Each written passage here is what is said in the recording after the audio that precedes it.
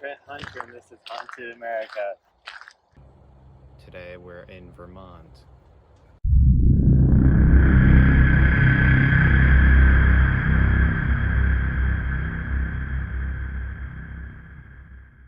Stowe, Vermont is a place that seems just like any other place, nothing out of the ordinary. But peeling back the layers reveals a dark secret that has been kept under wraps until now. One local, who didn't want to be on camera, tells their story.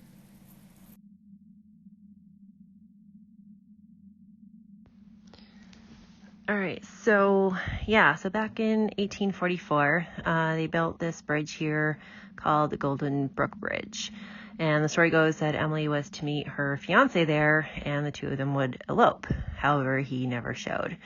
So, in a fit of despair, she apparently committed suicide by hanging herself from the rafters. Nice, right?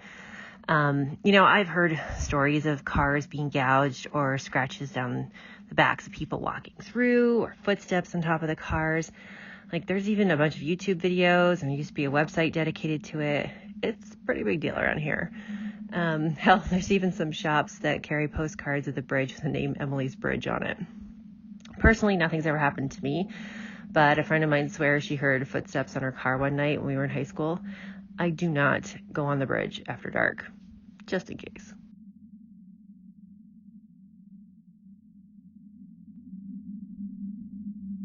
UVM is Vermont's largest college, and not without its fair share of ghost stories.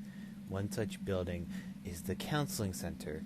People have reported the ghost of Captain John Knob, the house's former owner. Knob causes havoc by knocking over buckets and slamming doors and windows. Fairly tame for a haunting, but sure could be quite scary if you thought you were alone. Okay, so one afternoon I was in the counselor center waiting for a friend. I think it was just me and the receptionist. So I was flipping through my phone when I heard something hit the ground in front of me. I looked up and there was nothing there. The receptionist hadn't moved, I hadn't moved, so I just shrugged it off and went back to my phone. But then I heard it again, like an empty bucket hitting the floor. This time, the receptionist looked up and caught my eye. She shrugged a little and said, "Captain Nab must like you." Who? When my friend was done, we got the hell out of there, and I've never gone back. Oh my god, it was creepy AF. Another UVM location is Bittersweet House. Many people have reported seeing a woman with a long dress, others just a blurry form. The ghost is believed to be Margaret Smith, a young widow who lived alone in the house until 1961. In the late 1800s, nestled in the small town of Chittenden, Vermont, was the house of Zechariah Eddy and Julia McCombs. It was said his 3 children descended from a long line of psychics and victims of the Salem witch trials. From a young age, the children William, Horatio, and Mary were supposedly mediums. They played with ghostly kids, spoke in voices, and would go into trances. It was said they were expelled from school for making desks float and books fly throughout the air.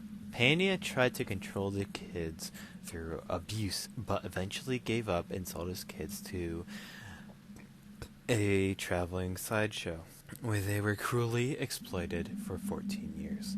After their father's death, they returned home to their mother and turned the home into an inn called the Green Tavern, where they held seances for guests and conjured up spirits. Chittenden became known as the spirit capital of the universe. Eventually, they caught the attention of a military investigator named Henry Steele Olcott. He went to Green Tavern to validate the authenticity of the stories, and convinced of the authenticity of the Eddy's abilities, wrote a book called People from Other Worlds, which included a description of the exploration of the eddies, including drawings of the spirits, the grounds, and the Eddy house. His investigations were thorough, and he could never explain the strange occurrences that happened at the house. Today it is known as the High Life Ski Club Lounge. Vermont is home to many spooky stories. Who knows what you might see in the old homes, campuses, and bridges around here.